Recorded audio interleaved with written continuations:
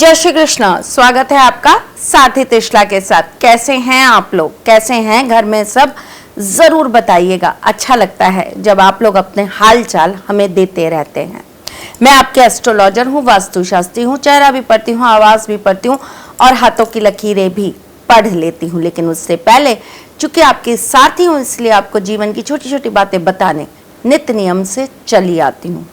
धर्म भी है, फर्ज भी है और कर्म भी है, तीनों हैं। इसको निभाने के लिए मैं आपके समक्ष उपस्थित हो जाती हूँ और दिल से धन्यवाद करती हूँ आप सबका, जो आप मुझसे इस तरह से जुड़े रहते हैं, मेरी सारी बातों को सुनते हैं, अच्छे से समझते हैं और फिर उपाय करते हैं। और उसके बाद आप लोगों के इतने प्यारे प्यारे कमेंट्स आते हैं कि आपकी लाइफ में चेंज आ रहा है, आपकी लाइफ में ऐसा हो रहा है। अच्छा लगता है, सुकून मिलता है कि कम से कम ठाकुर जी का दिया हुआ ये जीवन किसी के तो कार्य आ रहा है। चलिए, आज हम जिस विषय पर बात कर रहे हैं ये है एक ऐसा ग्रह जो हमारे जीवन में पिता का कारक होता है। इस ग्रह से हमारे जीवन में यश मान प्रतिष्ठा मिलती है। इस ग्रह से हमारे जीवन में हमें बल मिलता है। आत्मा कारक ग्रह होता है। हमारी आत्मा का शुद्धिकरण कैसे हो ये इस ग्रह से पता चलता है। पुनर्जन्म के किन पापों को और किन पुण्यों को हम अपने जीवन में कैसे हटा सकते हैं इस ग्रह से पता चलता है। हमारे पिता के करे हुए कर्म, उनका कितना ऋण, कितना भार हम पर है ये पता चलता है। हमारे पितरों का हमारे साथ क्या कनेक्शन है ये पता चलता है। हमारे जीवन के अंदर हम कितनी ऊंचाई तक जा सकते हैं, हम कितने लोगों तक अपने आप को पहुंचा सकते हैं, कितने लोग हमारे गुणगान गा सकते हैं, कितने लोगों को हम राजा तुल्य अपनी प्रजा की तरह पाल सकते हैं, कितने लोगों के लिए हम सम्माननीय हो सकते हैं, कितने लोगों के जीवन के अंदर हमारी कही बात का महत्व हो सकता है, कितने लोगों के जीवन के अंदर हम उनके पिता रूप में उनके जीवन को संवारने का कार्य कर सकते हैं, एक अच्छे गुरु बन सकते हैं। हमारी एडवाइस से लोगों की जिंदगियां बदल सकती हैं। हम दृढ़ हो सकते हैं, हम कमिटेड हो सकते हैं। हम अपने रिलेशंस में, हम अपनी किसी भी चीज़ में अगर वचन दे दे तो उससे कभी पीछे नहीं हट सकते। ये सारी चीज़ें हमें हमारे एक ग्रह से पता चलती हैं। ये एक ग्रह हमें बताता है कि हमें सरकारी नौकरी मिलती है या नहीं। ये एक ग्रह हमें बताता है कि हमारा आत्मविश्वास कितना ज़्यादा है और कितना कम। ये एक ग्रह ये बताता है कि हम कितने सच्चे हैं। राजा हरिश्चंद्र की कुंडली में सिर्फ एक ये ग्रह ऐसा था जिन्होंने उनका नाम इस दुनिया के सबसे सच्चे इंसान में लिखवा दिया। ये एक वो ग्रह होता है जो आपके वर्चस्व को, आपके अस्तित्व को दुनिया के सामने उजागर करता है। लोग आपको प्रेज करते हैं, लोग आपकी प्रशंसा करते हैं, लोग आपको एक अच्छे व्यक्ति की तरह सम्मान देते हैं, पूजते हैं। ऐसा क्या था मदर टेरेसा की कुंडली के अंदर जिससे उनको लोगों ने हमेशा माँ का दर्जा दिया? ऐसा क्या था उनके अंदर जिससे लोग उन पर आंख मीचकर विश्वास करते थे?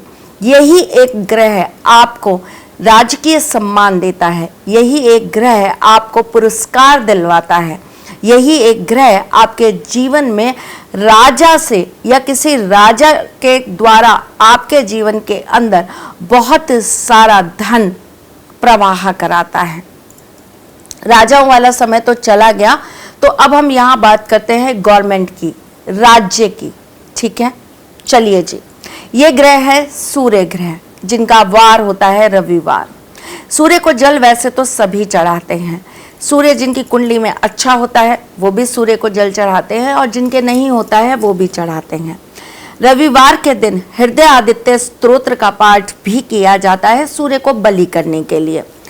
बीच वाली उंगली के अंदर कई लोग माणक भी पहनते हैं सूर्य को अच्छा करने के लिए। कई लोग रिंग फिंगर में पहनते हैं सूर्य को अच्छा करने के लिए। सूर्य पर्वत जिनके हाथ में अच्छा होता है ऐसे लोगों को घर बार बहुत अच्छा मिलता है। ऐसे लोगों का अपना जो परिवार होता है ना, जो पिछले आपके पिताजी, पिताजी के पिताजी, मतलब आपके खानदान जो होता है उसका एक नाम होता है, उससे लोग जान पहचान रखते हैं।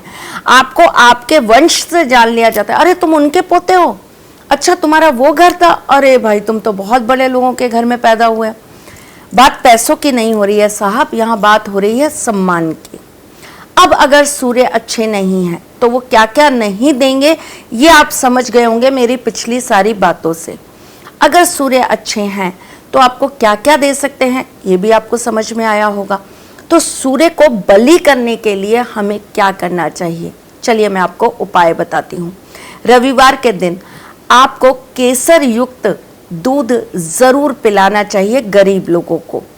रविवार के दिन आपको मीठा भोजन जरूर खिलाना चाहिए भिखारियों को। रविवार के दिन आपको तांबे के पात्र के अंदर भोजन खाना चाहिए। वैसे तो रोजाना ही तांबे में पानी पीना बहुत अच्छा होता है, लेकिन अगर आप रविवार के दिन तांबे के अंदर पानी पीते हैं तो इससे भी आपका आत्मविश्वास बढ़ता है, आपका मान सम्मान बढ़ता है। रविवार की रात्रि को अगर आप दूध के अंदर छुआरे डालकर उबाल लेते हैं और अगले दिन किसी कांटेदार वृक्ष में उसे ले जाकर डाल देते हैं तो इससे भी आपका सूर्य बलि होता है। रविवार की संध्या को अगर आप बैठकर हनुमान चालीसा का पाठ करते हैं तो इससे भी आपका सूर्य बलि होता है।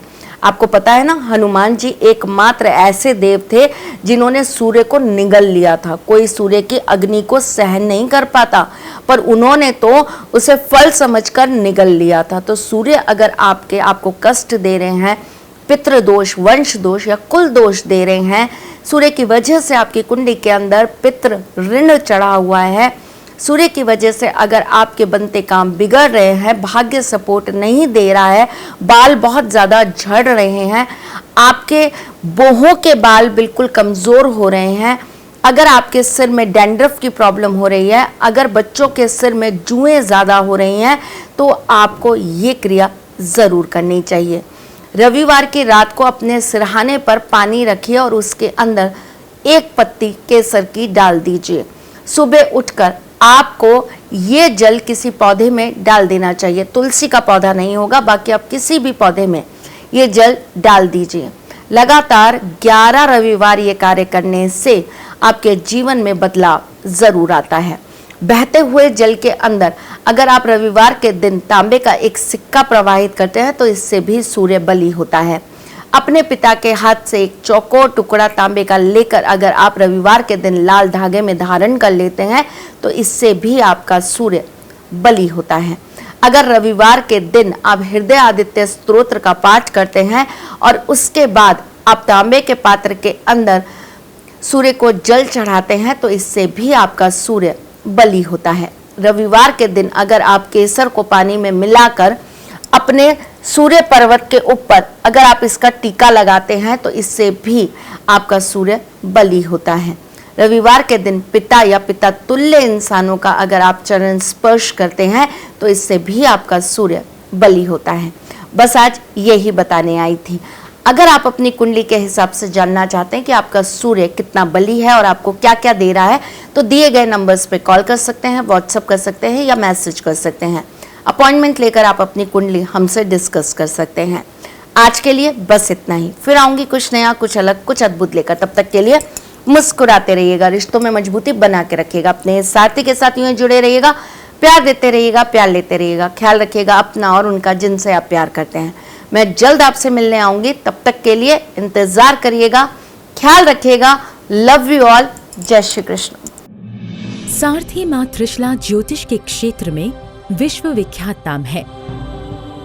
ज्योतिष शास्त्र में पीएचडी मां त्रिशला पिछले 22 वर्षों से ज्योतिष की सभी परंपरागत विधाओं के साथ साथ अनेक दुर्लभ गुण विधाओं जैसे परछाई एवं नब्ज के अध्ययन से अपनी सटीक भविष्यवाणी और पूर्वानुमान के लिए विख्यात हैं।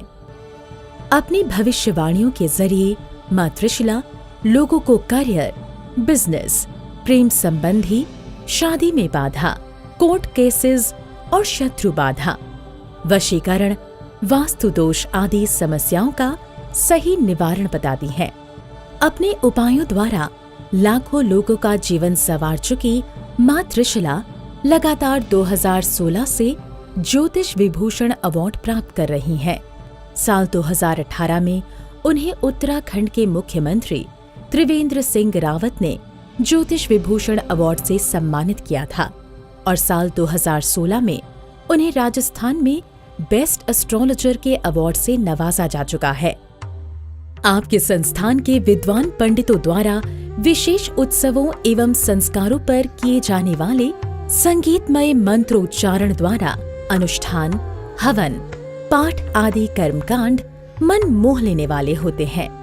मां त्रिशला लाखों लोगों को ऑनलाइन सर्विसेज के जरिए उनकी समस्याओं का प्रभावशाली निराकरण कर रही हैं। आप अपनी सारथी मां त्रिशला से वेबसाइट www.astrotrishula.com पर या फेसबुक के माध्यम से जुड़कर ऑनलाइन भी कंसल्टेशन ले सकते हैं। वीडियो देखने के लिए जुड़ें और सब्सक्राइब करें हमारे YouTube चैनल एस्ट्रो त्रिशला या डायल करें 9828923301 पर।